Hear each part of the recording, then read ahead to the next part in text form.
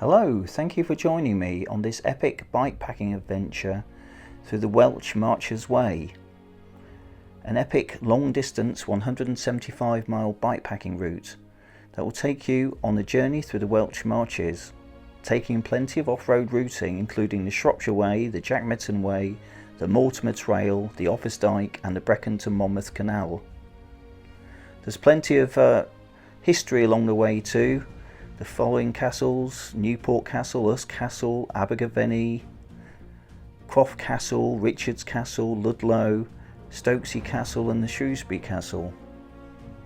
The Welsh Marches is not an officially recognised term, yet it is often used to describe the counties that lie on the border of England and Wales, particularly Shropshire, Herefordshire, Powys, Monmouthshire and Wrexham. These border counties are rich with history owing to the centuries of conflict. Today we are left with the relics of these times gone by, from the majestic castles to the crumbling ruins, which serve as a reminder that these now united countries were once again but.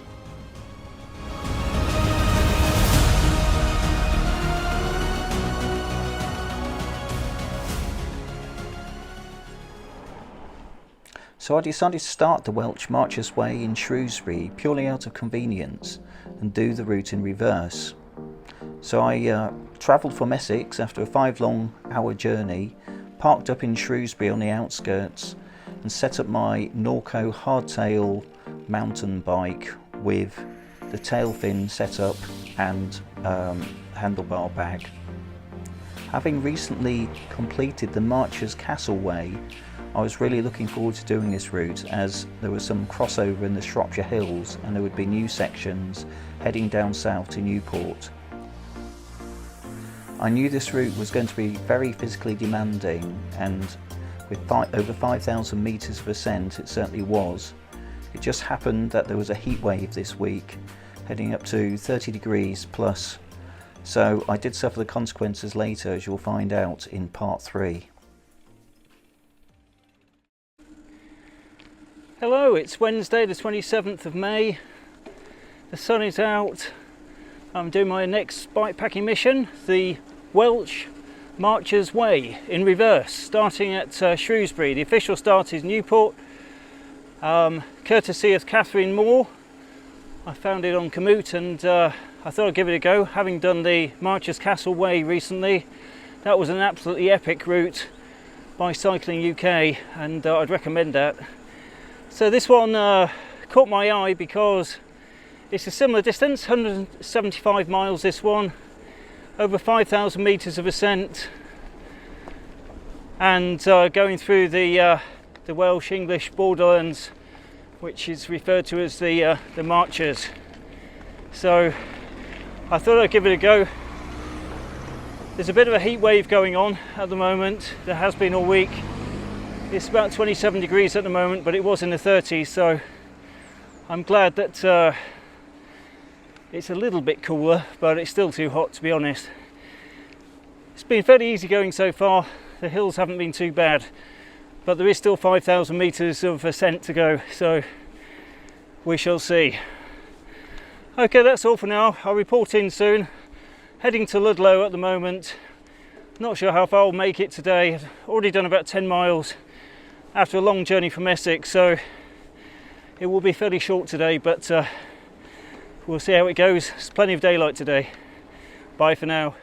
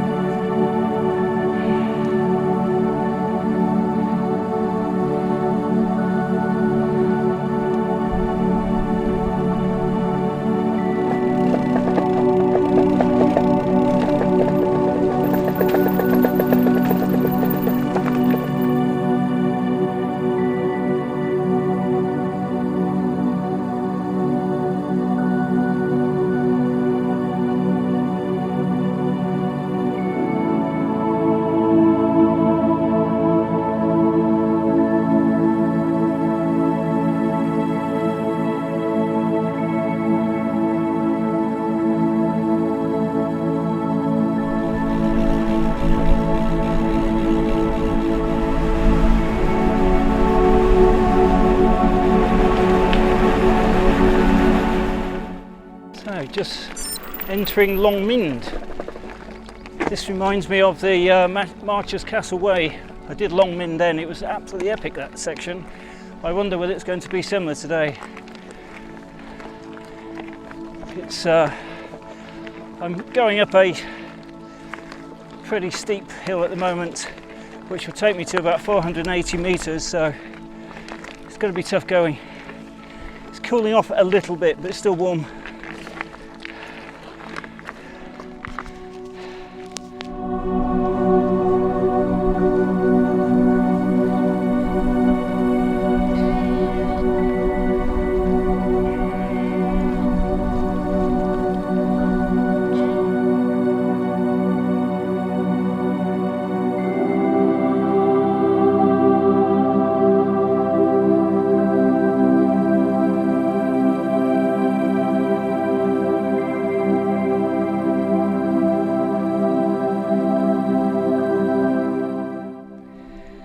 Hello, it's about 20 past 7 on day one, and I'm quite high up on Longmind.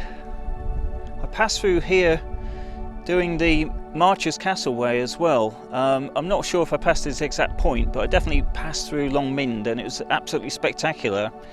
So I've just done a little bit of drone footage because it looks really nice. Hopefully you can get an impression as I swing round. So yeah, 20 past 7, I've got a couple of hours of daylight left, so I'm just going to push on a little bit more now. I've just had something to eat, just stopped for something to eat, and I thought I'd forgotten it, but luckily I'd remembered my sandwich, my ham and cheese sandwich, so that should keep me going for a little bit. Got some hot coffee when I finally stop somewhere. It is tempting to camp here, to be honest, because it looks ideal, but it's a little bit early and I want to push on and get a few extra miles in. On Saturday, it's Wednesday today, on Saturday the rains are coming, so I've got to try and squeeze everything in. Might get wet on the last day, but try and keep it to a minimum if I can. Okay, keep me posted. Still heading towards Ludlow from Longmind, and hopefully at some point tomorrow I'll be in Ludlow to check out the castle. Bye.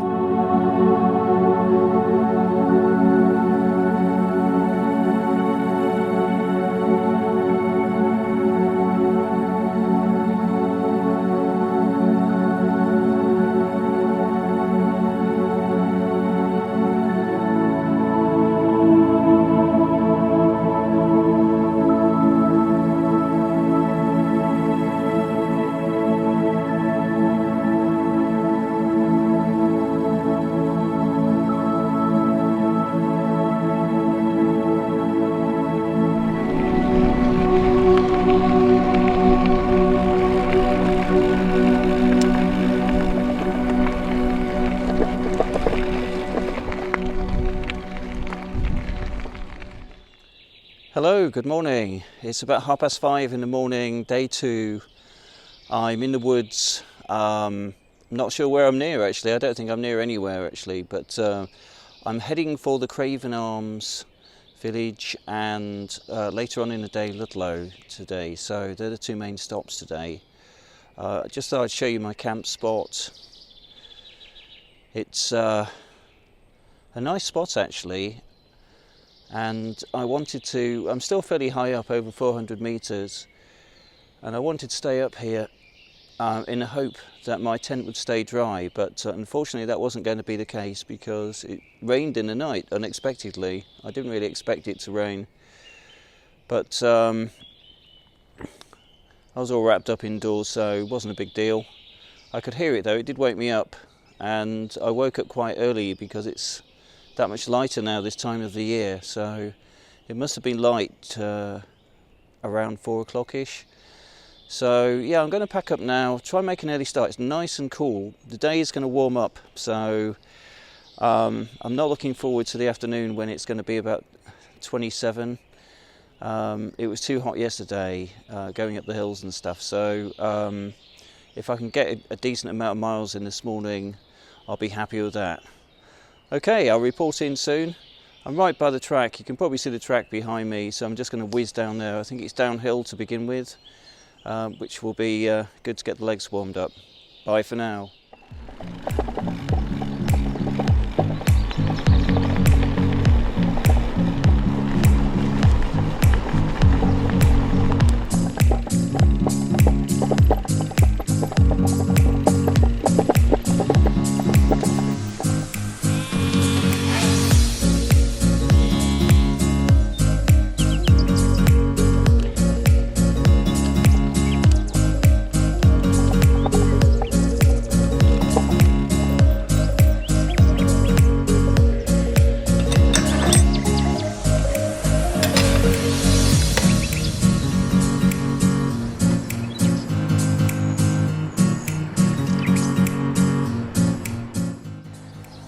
good morning. It's 9 o'clock. I've made it to the Craven Arms.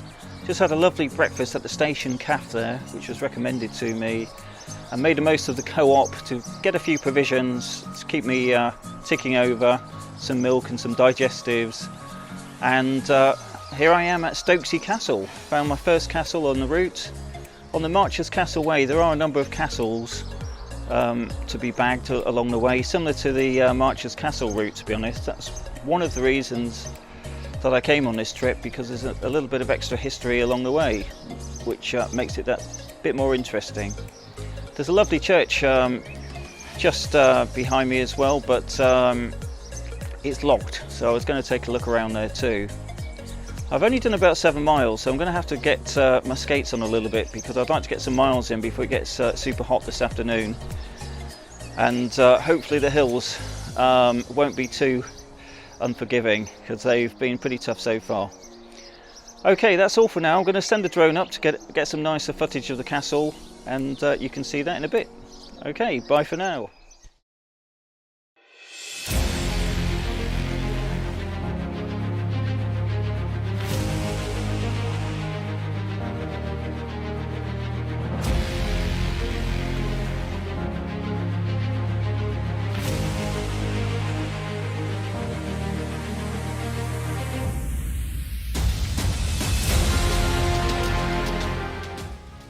Stokesay Castle is one of the finest surviving fortified manor houses in England and situated at Stokesay in Shropshire. It was largely built in its present form in the late 13th century by Lawrence of Ludlow.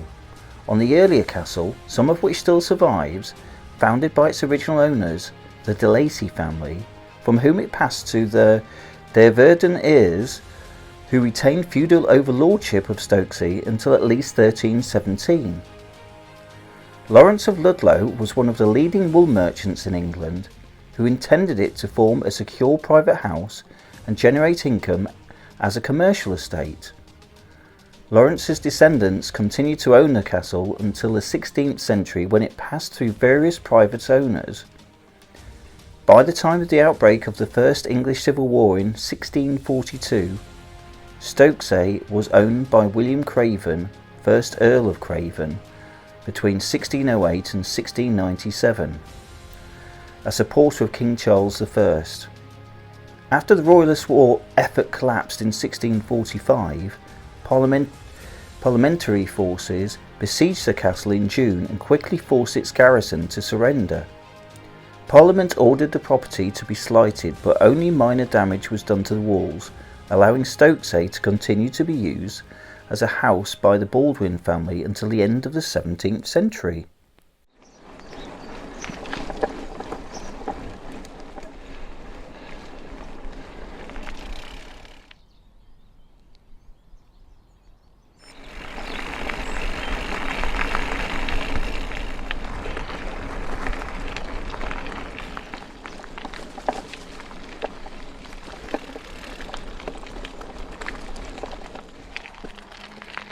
Hello, it's about 10:30 now and the sun's still out. It's clouding over slightly, which is a good thing, because it was getting really hot going up the hills.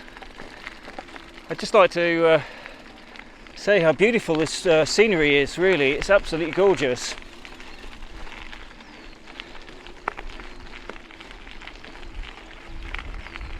Done about 15 miles now. It is slow going on this route. You're off-road a lot, it's very hilly, but the beauty of the place makes up for it. I should be in Ludlow in an hour or two, so I'll film the castle there as well. Incidentally, I've upgraded my camera setup to the Insta360 Go Ultra now, and you can probably see the dead cat on my chest. That's the Insta360 mic Air setup. I've got a receiver as well, but I'm just using the Bluetooth. And my audio for this video should be better than all the other ones so far, using an external mic, so I'm really hoping that will improve the videos and the general quality and get rid of that horrible wind noise that we all hate. But yeah, absolutely gorgeous here, loving every minute.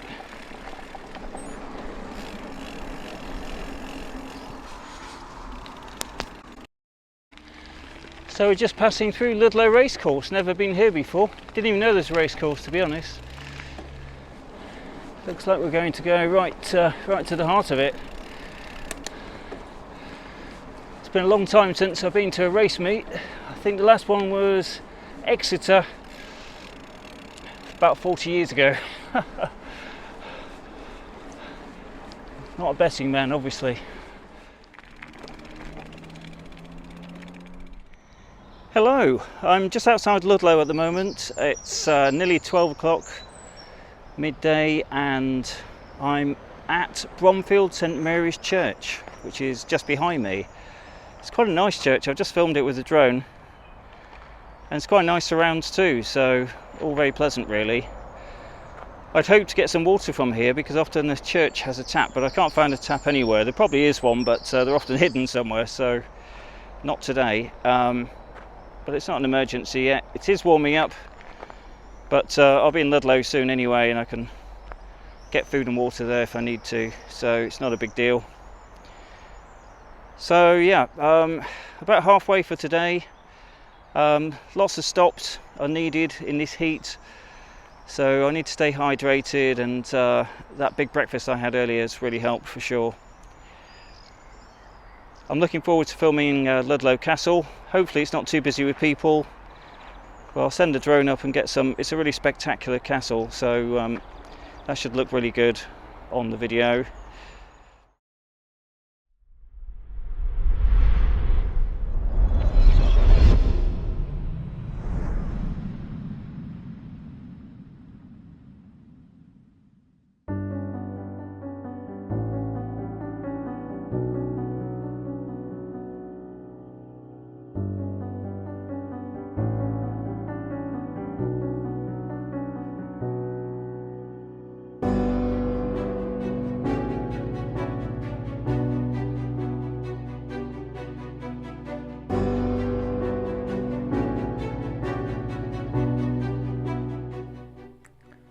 St Mary the Virgin in Bromfield, Shropshire is a fascinating Grade 1 listed Church of England parish church.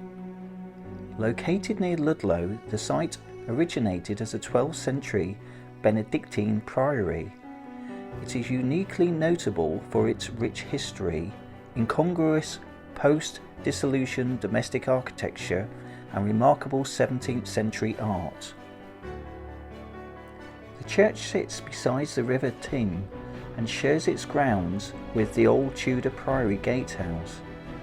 After the dissolution of the monasteries, the church was partially converted into a private manor house, the fragmentary remains of which are still visibly attached to the south side of the building. Between the nave and the north aisle is a two-bay arcade in early English style. In the east wall of the chancel is a recess piscina, and the south wall contains a 14th century tomb recess. The ceiling of the chancel was painted in 1672 by Thomas Francis. It depicts the shield of the Trinity and surrounded by cherubs and texts and angels holding a Bible open at Psalm 85.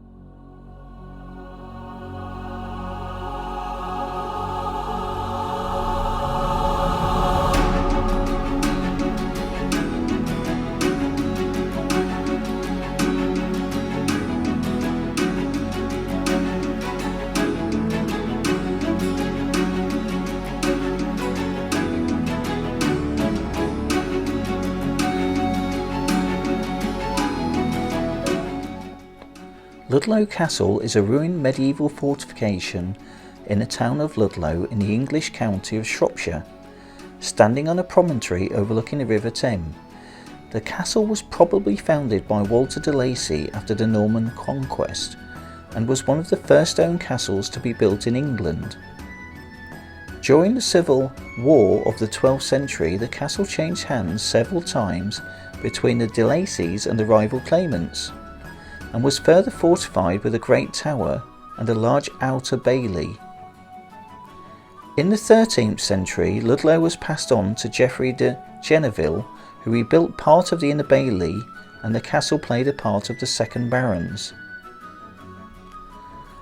Roger Mortimer acquired the castle in 1301, further extending the internal complex of the buildings.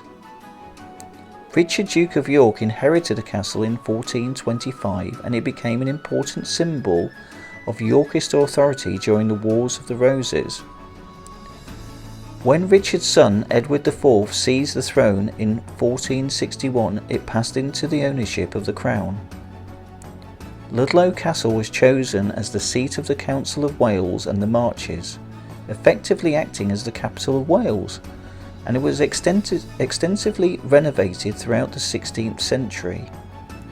By the 17th century, the castle was luxuriously appointed, hosting cultural events such as the first performance of John Milton's Mass Comus. Ludlow Castle was held by the Royalists during the English Civil War of the 1640s until it was besieged and taken by the Parliamentarian Army in 1646. The contents of the castle were sold off and a garrison was retained there for much of the interregnum. Hello, it's 1:30. I'm in Ludlow, just outside the castle. Hopefully you can see that in the background. This is about the third time I've been at Ludlow Castle on bikepacking trips, so it's quite familiar to me. It's an absolutely epic castle. In typical tradition, I took the drone up, took some amazing shots. Probably the best drone shots I've taken so far. And it's lunchtime now, so I'm going to try and get a meal deal, sandwich or something. I already had a huge breakfast before, so just something light to keep me going. Then I'll cook something for myself tonight when I find a camp space somewhere. After Ludlow's an absolutely massive hill to negotiate, so it's going to be a sweaty one. So I'll charge up now with some food and drink, and we'll take it from there.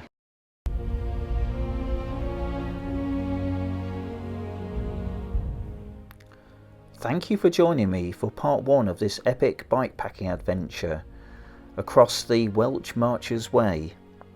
Please join me for part 2, where I leave the historic town and castle of Ludlow and head southward towards Amesbury, where I check out the local church, before traversing the Offa's Dyke path, heading towards Gladysbury, where I check out another historic church.